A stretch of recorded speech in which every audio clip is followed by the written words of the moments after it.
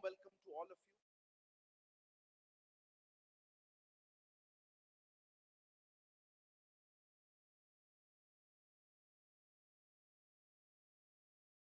From India and across the world.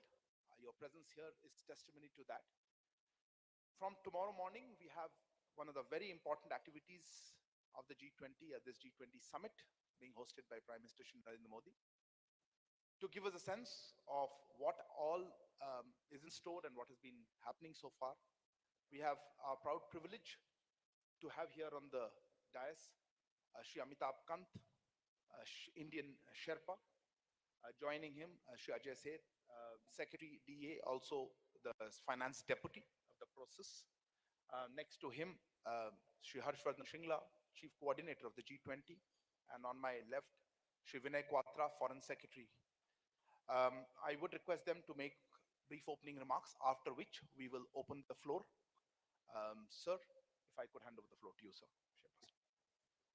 Thank you, Arindam. When India took over the presidency of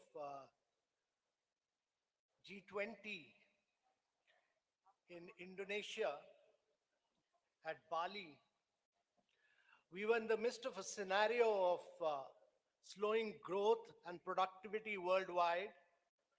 There was a huge impact of COVID-19 pandemic, which had led to vast segments of the global population going below the poverty line. Vast number of people had lost their jobs. There was a cost of living debt crisis. There had been a reversal on the Sustainable Development Goals. There was a challenge of climate crisis and climate action.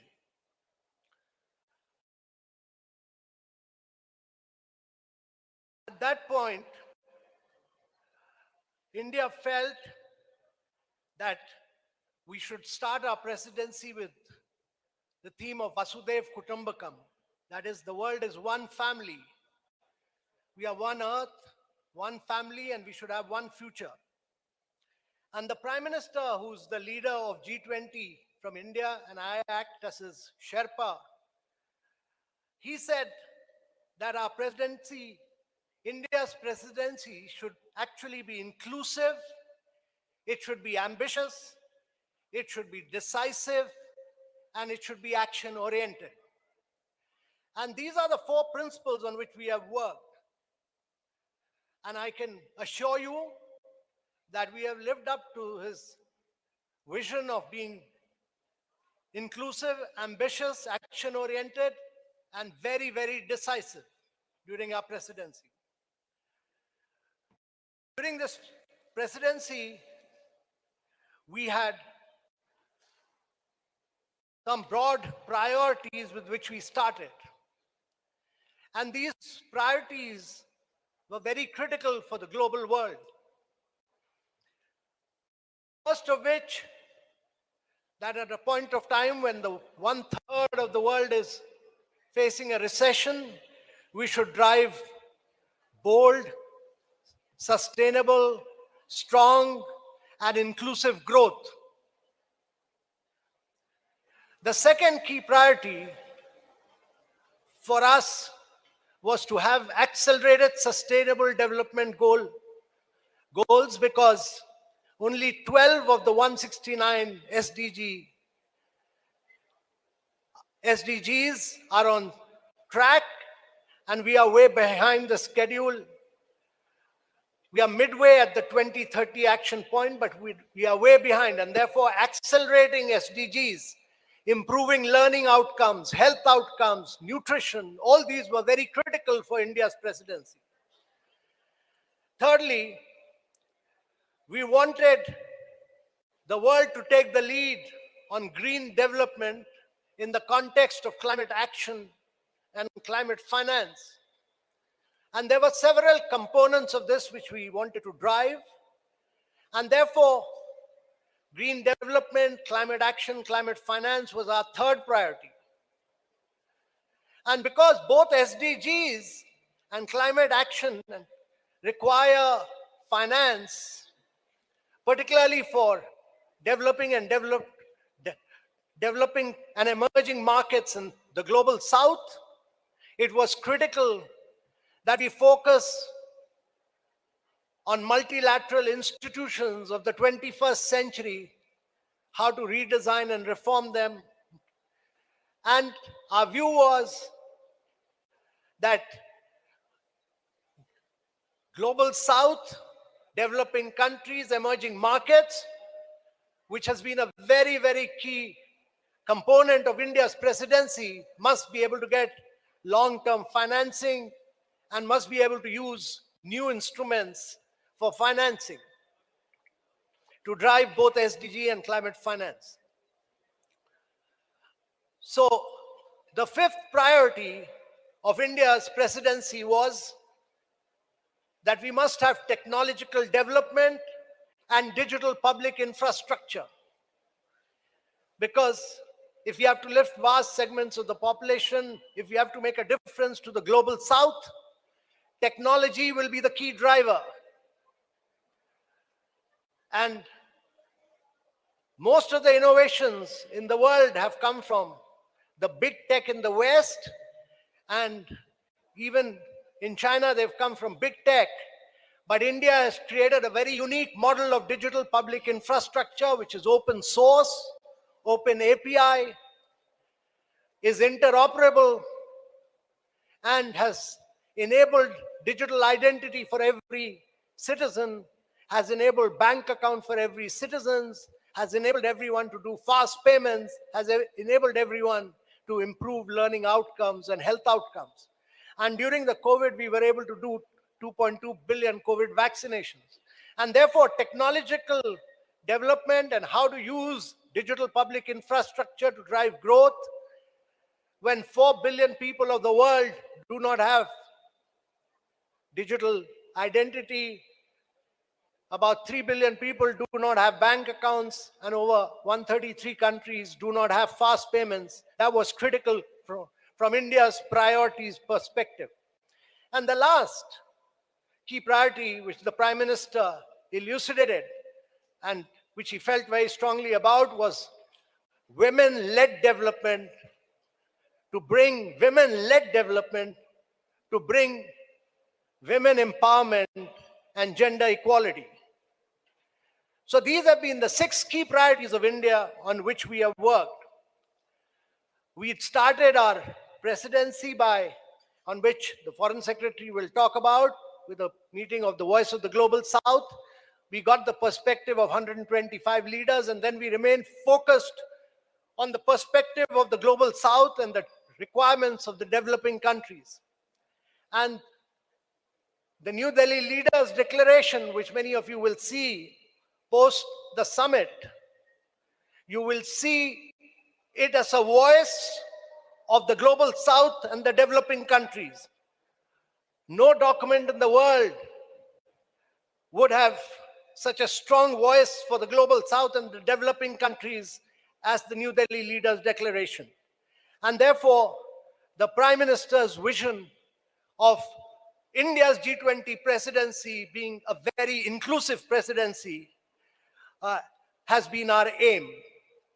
There's been a huge scale and reach of India's presidency. There have been 19 G20 countries and EUs, and the EU, that means 20, 9 special invitee countries. There have been 3 regional organizations. There have been 11 international organizations who participated in all the 220 meetings that took place in India. We were able to use this opportunity to take the meeting to over 60 cities of India and every state and every union territory of India, and use this opportunity to demonstrate the liveliness, the vibrancy, and the dynamism of India's federal polity. Every state vigorously participated, and we were able to translate and bring a huge transformation to the city infrastructure in 60 cities. When G20s are held across other countries, they are held in the capital or maximum 2 cities. In India's case, we've held them over 60 cities of India and used this as an opportunity to transform them. So, ladies and gentlemen, we've had over the biggest participation in G20 from across the world. We have had Africa's highest ever participation. In addition to the 29 countries, we have had 32 additional countries. We've been the voice of the global South. We've done a huge number of Indian, during this period, we've used this opportunity also to push a huge amount of Indian narrative through one district, one product. That is, every district which has come out with a product. Focused, that was the only gift we gave to all the visitors who came during our presidency so that we could have an impact on the lives of our artisans. We have focused on millets, which is critical from the viewpoint of sustainability of agriculture.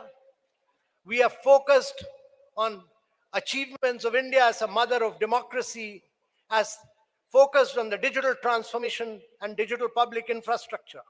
So with these few words, ladies and gentlemen, I can assure you that our presidency has been inclusive, decisive, and action-oriented.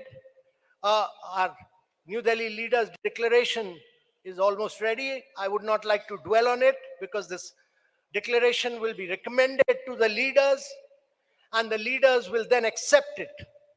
And only after it has been accepted by the leaders, we'll be able to talk about the actual achievements of this declaration. With these few words, I'll conclude. Thank you very much. Thank you very much, sir. May I now hand over the floor to Shri Ajay Seth, Finance Deputy, sir. Good afternoon to all.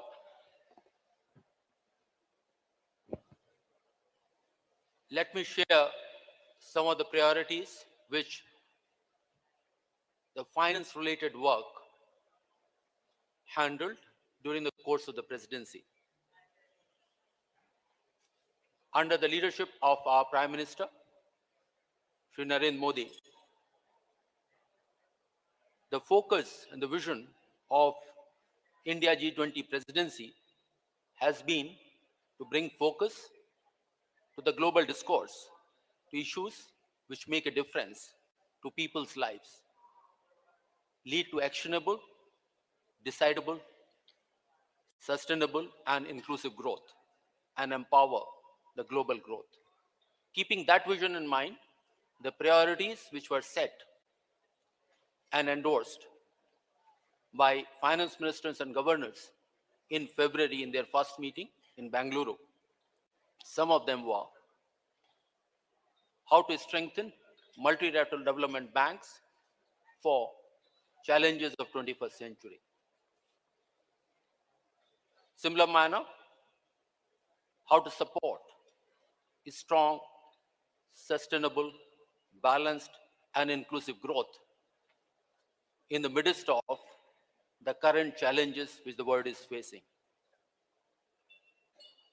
In the same vein, how to manage the debt vulnerabilities which several countries are facing. Yet another priorities was that how the technology can be used for financial inclusion, for productivity gains, for efficiency, for private sector.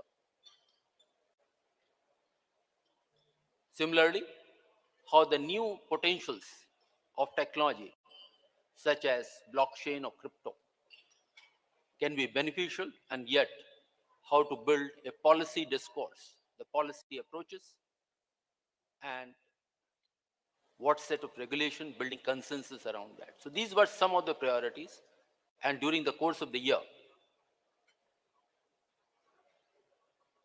in more than 25 meetings of various working groups, ministers, deputies, these have been deliberated with very intense efforts.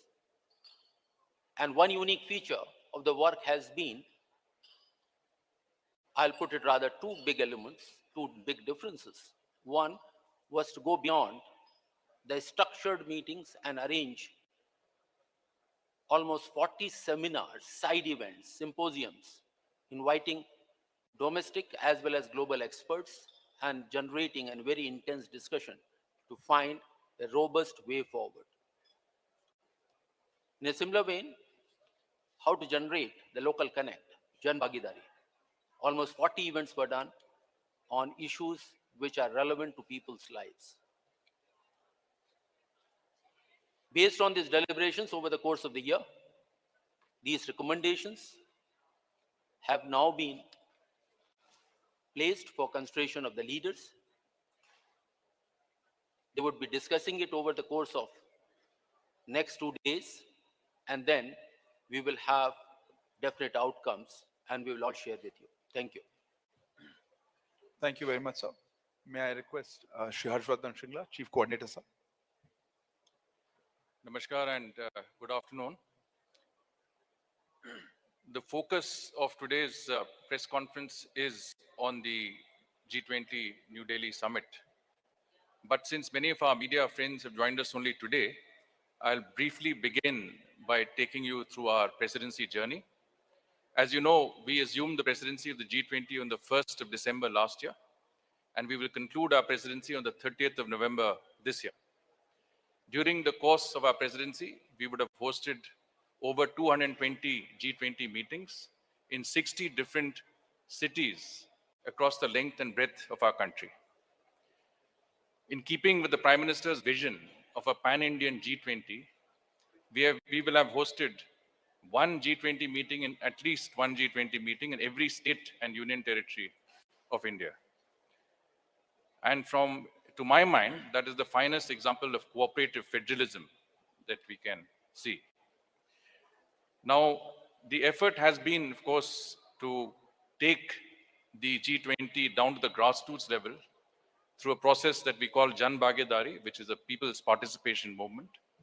And whether it is through the G20 University Connect or the G20 Model School or quiz, essay and painting competitions and festivals, the G20 has been popularized and taken down to the grassroots levels in our country.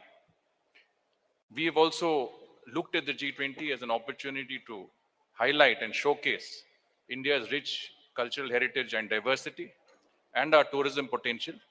And in that context, we have hosted over 300 cultural events with the participation of over 18,000 of our cultural artists and exponents. Of course, we have also made our presidency an inclusive one. Sherpa has already mentioned that we've had very significant participation from the global south and from Africa. We would have received a total of about 100,000 visitors for our G20 presidency from over 125 nationalities. And for many of them, this has been the discovery of a new India. And I think that has been very significant from their point of view. Clearly, the G20 presidency will bring economic benefits to our country and to our citizens, and that's also been a very important objective.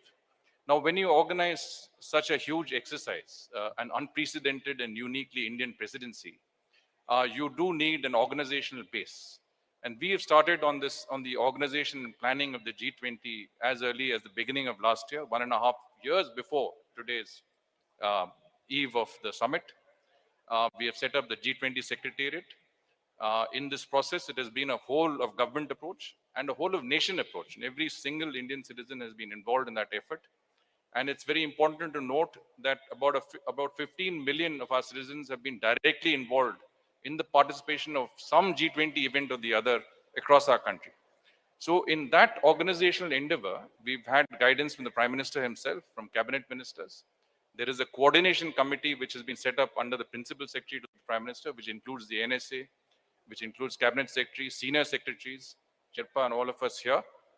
And this committee has been meeting regularly. It's met at least 9 times formally, but many times informally, and has provided extensive guidance on every aspect and overseen every aspect of the presidency's organization and management. So I think that was important. Now, on the summit itself, of course, Foreign Secretary and Sherpa will take you through the program elements, but it's important for you to know what else is there and what are the activities and exhibitions and other events which are within the Bharat Mandapam, within the G20 Summit complex. Of course, the media center is one that you have seen. Both halls 4 and 5 have been earmarked for the media center. We expect to host between 2 and 3,000 international and domestic media here. It will be a state-of-the-art media center with over 1,300 workstations, high-speed internet, and Additional Secretary XP would have communicated to you the other aspects of this media center. There is a emphasis on the cultural aspects of our presidency as well. There is a very unique exhibition which is called the Cultural Corridor, which will be on display at the convention center. This involves the display of cultural artifacts and objects from different countries, both tangible and intangible heritage, but also natural heritage. So this has some very, very interesting exhibits, which the details of which will be available with you. We also have an immersive display, which has, again, some of the best illustrations of every country that is a part of our G20 presidency. And all of this, again, is at the convention center. There's a democracy cube, which is also there. And what we will certainly do is that we'll make this available, we'll make this open to the media and the public after we finish the immediate summit. And this would be a very interesting exhibition to see. Besides that, we have the Mother of Democracy exhibition. India is the largest democracy, vibrant democracy over the ages, has arranged an exhibition which would be essentially narrating the 7,000-year tradition of democracy in our country from the ancient to the modern. There will be 26 interactive panels which would be available in all of the G20 languages. There are apparently 16 languages in which this will be available. There is also a bronze replica of a girl from the Sindhu Saraswati era, 2,500 to 3,500 years before. And this is a very unique part of the exhibition, at the center of the exhibition. And there will also be someone who will greet everybody. It's artificial intelligence driven, so it's a technology oriented platform. And of course, the person who will greet will also provide an introduction to India's age-old democratic traditions in their respective languages. You are also aware that we will have, at the time of the dinner that will be hosted tomorrow by our president, there will be a musical ensemble which will play in the background. This, of course, will represent, again, musicians from all parts of our country, but it will also include musical traditions of every nature, whether it's Hindustani, Carnatic, folk, bhajans. Every aspect of music in our country will be covered by these 77 musicians, who would also include young students, people who have some disabilities, but also people who are from different walks of life across our country. They will also be displaying some very rare instruments, musical instruments, which are hardly ever seen or played in our country, but this is something that is an opportunity for us to see so many rare instruments coming together in this particular area. Now, there will be a strong emphasis on technology, especially technology that is linked to digital public infrastructure. And in that context, we will have a few exhibitions at the media center. If you enter the foyer of the media center, you will see a display by our Ministry of Information Technology, which is basically a digital India experience zone, which will have the display of all of the mobile apps and the platforms under which we have arranged to deliver development to the grassroots levels in India, right from Aadhaar to UPI. And this entire India stack will be available. And if any of you do fall sick or have any medical issues, please ensure that you go and connect with eSanjeevani, a digital platform that will have a doctor advise you immediately on the spot.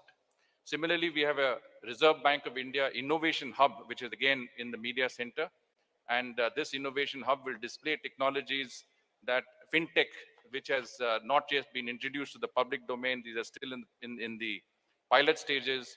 One of them is the central bank digital currency, through which even international media who are here, who don't have bank accounts in India, will be able to get some money in their mobile wallets and will be able to use that digitally to buy products in our crafts mela, which will be in the adjoining hall, hall number 3. And this crafts mela will also, each stall of the crafts mela, which represents a different state or union territory of India, displaying, as Sherpa mentioned, the ODOP products and geographical indicator products, will have a QR code compatible with your mobile wallet, the digital currency, and with the UPI.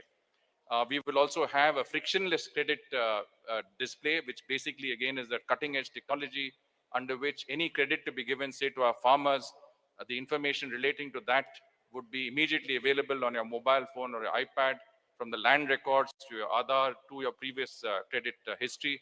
And this will enable credit to be given within a few minutes of time with each of the farmers. And so from that point of view, I think we also have, I hope all of you have downloaded our digital app, the G20 India digital app, which is again a state-of-the-art app, which enables you to get this in any language in the G20. You can get it in Portuguese, in German, in Japanese. And this will also enable you to talk to anybody who doesn't understand your language, say from Hindi to Japanese or from Portuguese to German. It will be instant conversation through the app. You can navigate from one part of the Bharat Mandapam to any other part of this complex. It will enable you to get there without a problem. And any information that you may need on our presidency, on the G20, on India, UPI, any aspects of this is available. And of course, if you feel like a yoga break, that's also there on our app. So I'll stop here. I'm sure there are many other things, but we will stop. Thank you. Thank you very much, sir. May I hand over to Foreign Secretary Shivinay Quatra. Thank you very much, and good afternoon to friends from the media, both domestic and international. I have 6 brief points to make, besides what has already been shared by my colleagues, senior colleagues, Sherpas, Chief Coordinator and Secretary, Department of Economic Affairs. Point number first, if you really want to get a sense of India's vision, priorities, and approach to the G20 presidency, I would encourage all of you to read the op-ed that the Honorable Prime Minister of India has written yesterday. It captures, it distilled a sense of how India envisions and looks at the ongoing G20 presidency of India. 2, the coming together of the 41 heads of delegations, heads of state, government, heads of international organization in India starting yesterday is under Prime Minister's personal leadership and direction. It is essentially a celebration of the coming together of the G20 family. And as our Sherpa mentioned earlier, it's the largest ever participation of the Global South in India. 3, whether it concerns India's national priorities with regard to G20 or the priorities of G20 countries as a collective, as also the concerns and interests of the Global South. The specifics of the agenda, which the Sherpa and the Department of Economic Affairs Secretary mentioned, they have been structured in a most inclusive and the harmonious concepts of one earth, one family, one future. 4, very briefly, with regard to the program of the G20 summit, the summit official conference program is structured around 2 sessions.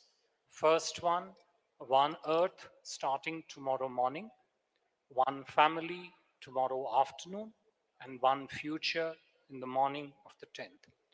Besides 3 sessions of the conference, there would also be a couple of sideline events which are currently being structured involving India and other heads of the state who are visiting us here. Third, a dinner by the Honorable President of India tomorrow. 4th, a visit to the Rajghat to pay homage to Mahatma Gandhi. And 5th, a spouses program. These would be the broad 5 elements of the summit. And the last 5th point which I wanted to make, Honorable Prime Minister of India will also be hosting several sideline bilateral meetings during the course of this G20 summit with the visiting heads of state governments and the other leaders who are going to be in Delhi, as I said, starting yesterday till their departure over 10th and 11th. I would stop here and see if we have any questions on this. Thank you very much, sir. May I lay the ground rules before I open the? Please sit down. Thank you. Please introduce yourselves and the organization you represent. We will take take questions in a group because we don't have time. Let me start with Manish here, TV9. Microphones will come to you. Please wait. Thank you. First of all, Please let me introduce yourself and the organization. This is Manish Jha from TV9. Amitabh Ji, Foreign Secretary and Chief Coordinator. I must tell you, first of all, that arrangement at International Media Center are really excellent. I have attended 4 summits before this summit, and I can tell very proudly that these arrangements are really best. So thank you so much. So my question I would like to ask in Hindi. Amitabh Ji, continuously you are talking about a joint declaration. You worked hard for it, and you said that joint declaration will come very soon and it will be very specific. But from China's side, in the joint declaration, no consensus should be made in the name of one earth, one family, one future.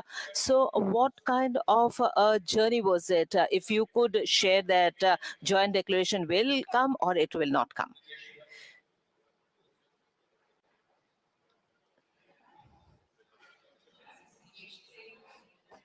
I'd like to know, Yeshi Seli from the New Indian Express. I'd like to know who's representing African Union. Is it Wacky Sol for the G20? And is the G20 officially going to be Yes, called? you're not audible. Could you repeat again? Can you hear me now? Yeah.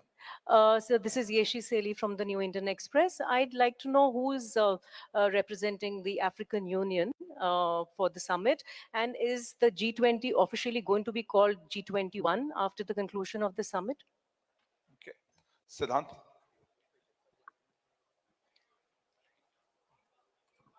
Hi, sir. I'm Siddhant from Vion.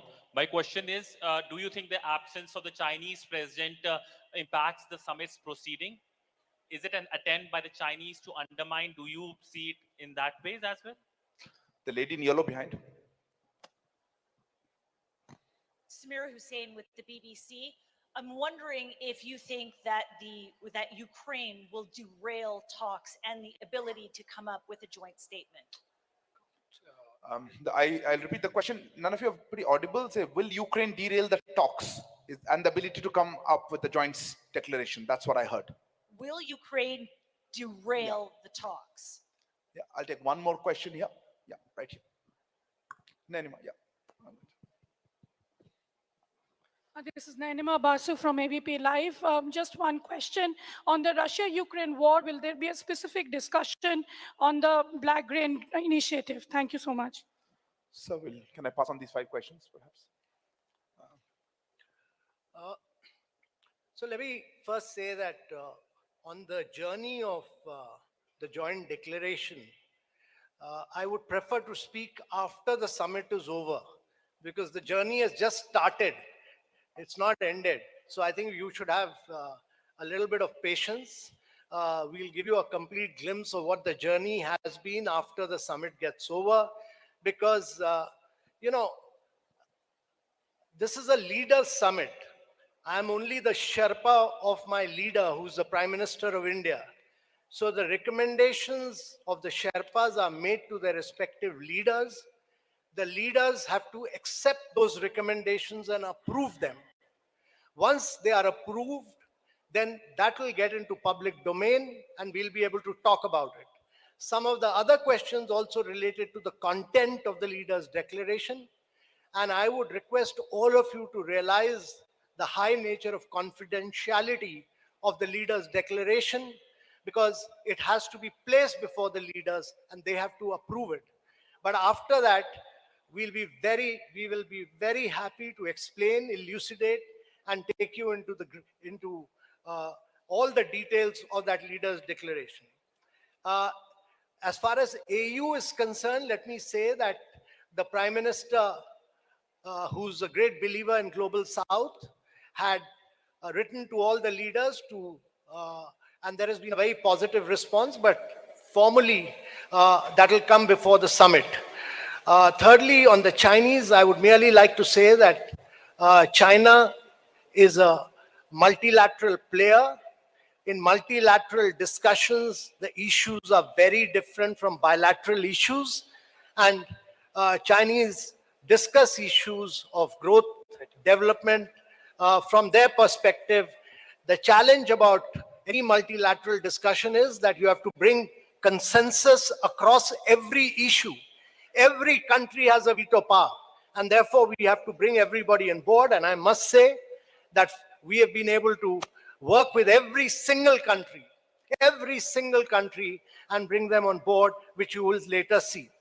There was an issue about Russia-Ukraine conflict. Let me say that G20 is an economic forum.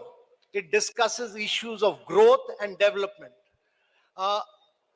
However, last year in Bali, there was a feeling that issues of conflict and war have an impact on growth and development. So food, fuel, and fertilizer get impacted, and therefore that issue was discussed. And this year also, as a consequence of the challenge of growth and development and implementation of SDG, that issue has been discussed at great length, and we will talk about it once the Leaders Summit is over, because whatever we discuss will have to be first discussed by the leaders, and they will have to take a formal decision on that. And then after that has been decided, I'll be free to speak to you at great length on this issue. Foreign Secretary, sir, would you like to say anything on these issues?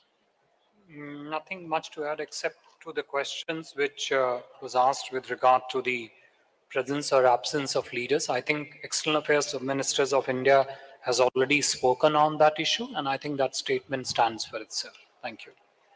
I'll open the floor for the next round of questions. I saw a hand here. Yeah, please. I'll come back to you. Sir, sir, this is Mukesh Kaushik from Dainik Bhaskar. This way, center.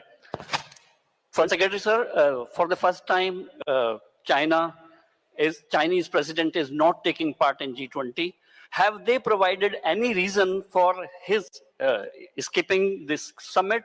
And do you think that his absence is playing a spoiler, as Jack Sullivan put it? Yeah, a question there. Yeah, please. Yes, ma'am. Go ahead. Microphone's not working. Yeah.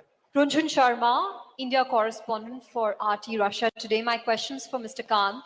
How would you say the response, rather negotiations, are going for the inclusion of African Union into the bloc? Also, how do you think We'll limit ourselves to one question. Sorry, just don't have time. Yeah, Saurabh.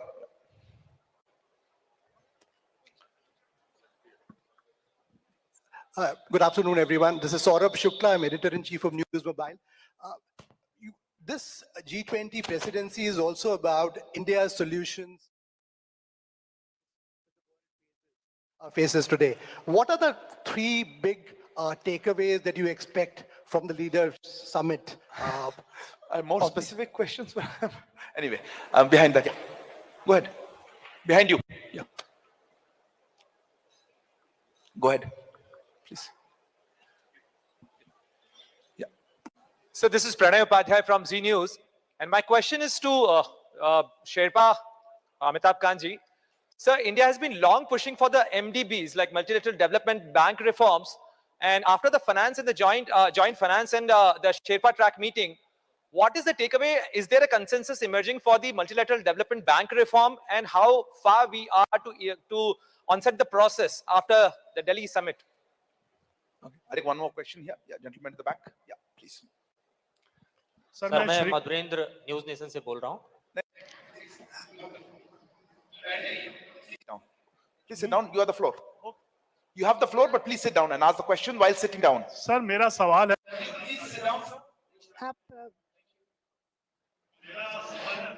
I would like to ask a question to Shri Amitabh Kant. India's image abroad. Do you think that we need to go to the villages to even promote this image there? Are you talking about the leaders? Sir, my name is Ashok Raj from ANI. I have a question regarding to this event. My question addressed to Mr. Singla ji. That how do we coordinate such massive effort and what were the organization structure changes? I'll take this round of questions, sir. Finance Secretary, sir, perhaps on the MDBs, sir, for instance, sir, would you like to answer? Why don't you answer next? Some of you asked that what are the three key big takeaways from the summit. My request to all of you would be that please bear with us for another 2 days. Once the leaders consider the recommendations made by their ministers, governors, and give their decision. That would be the time to take a stock. That what have been the big takeaways as far as MDB reforms are concerned, both on strengthening multilateral development banks as well as other institutions, strengthening them like IMF. There has been a very rich and intense discussion, and we are highly hopeful that the discourse over the past 9 months will get a positive consideration from the leaders. Thank you. So, okay, thank you. Look, I have already responded to the question on the presence or absence of certain leaders from the summit, and I mentioned that External Affairs Minister of India has already responded to that question. Having said that, let me also mention it's a question of which frame of reference do you look at when you look at the priorities, interest, concerns expressed in the G20, both of G20 countries as a collective, but also of those countries that are outside the G20, but their interest, concerns, and priorities are impacted upon what decisions get taken in the proceedings of the G20. We are welcoming, as I mentioned, heads of 41 delegations, heads of states, heads of government, heads of international organizations in Delhi since 7th for the coming 2 days. And our focus is, as Sherpa said earlier, to drive a consensus on priorities of the G20, how to structure in the priorities and interests of the global south into the G20 discussions, and how to bring together the leaders of the G20 and the leaders of the invited guest countries around that particular agenda.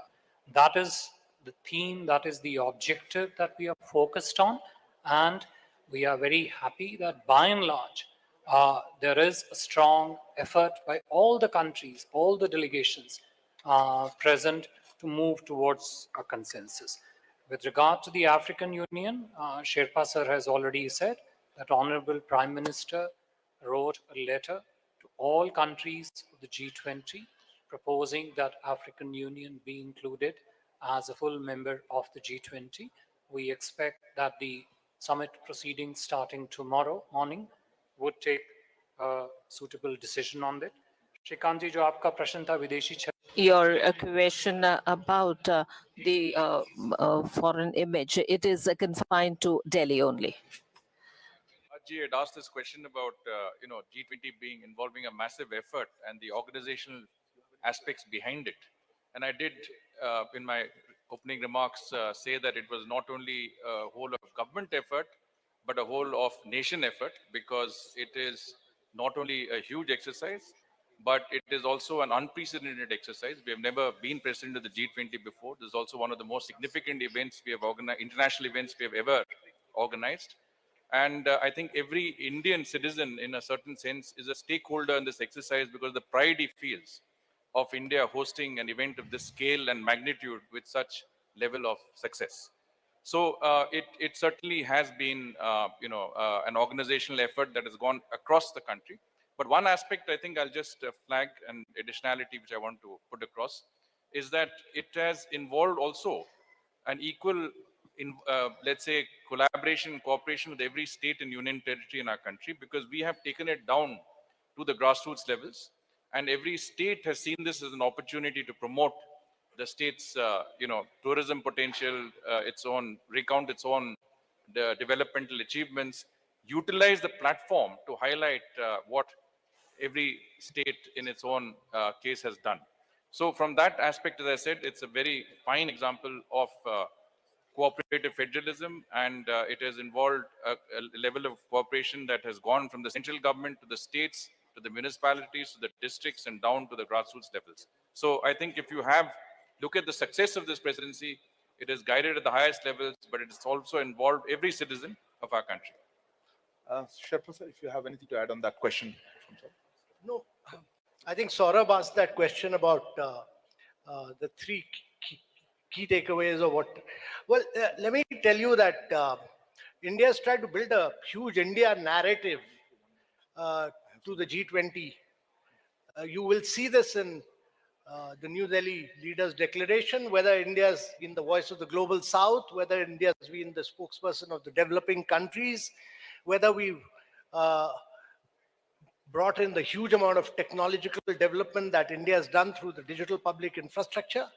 But I would suggest that it's not just three, but there are enormous number of lessons which come out of it. But you will have to wait for the leaders' declaration to emerge, and you will then realize that it's that India will leave a huge imprint.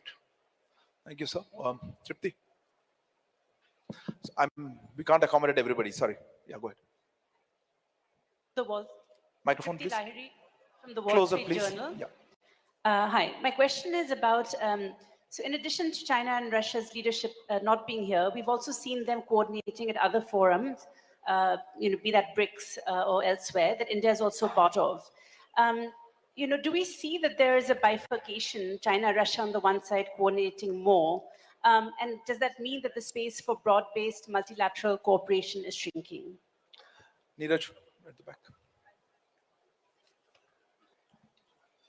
Sir, Neeraj, who News 18? I'm Neeraj from News 18 and India, and my question is to Shri Amitabh Kant. After the last year's G20 summit, there was an outcome declaration that when we had the meeting of the finance ministers, there was no final outcome because there was opposition from Russia and China, and therefore they had changed. It seemed as if they had changed their minds after the Bali summit. So do you think that because of Ukraine, there will be no outcome declaration? Sir, you mentioned that the New Delhi declaration is almost ready. Are we to assume that the consensus has been achieved on all issues? And will there be a separate chair's summary which will be issued at the end of the summit along with the joint communique? Will there be a separate chair's summary? Thank you. Vishnu. Yeah.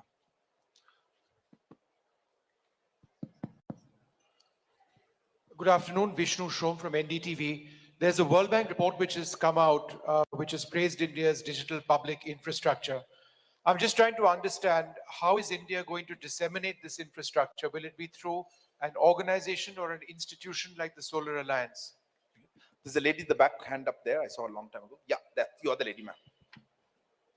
Thank you so much. Ksenia, RT.com.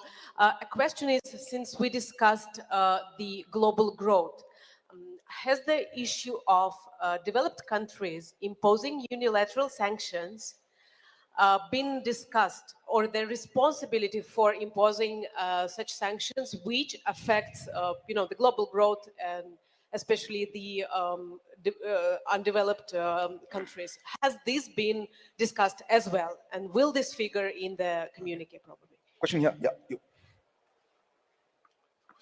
A reporter for Shanghai Media Group. So close the microphone. Reporter from Shanghai Media Group. You mentioned that all participants show common interest in global south, but I do believe there are different concerns between the global south and the developed countries. So how India presidency will show its decisiveness in this? Thank you. Last question right at the back. Yeah, please go ahead. Yeah. Correct. You got it. So this is Rishabh from Times Now. So just last week, the Russian ambassador said that Indian negotiating team was under immense pressure, and there were teams that were trying to hijack the whole negotiation. If you can shed some light on that, how difficult it was during the negotiating time to come to a joint declaration, if that is possible, a day after. I think Rishabh, that question is answered. Anyway, so we'll pass on these questions. May I start with the foreign? An important center and a medium for global governance, which has to be more representative, naturally effective, transparent, and accountable.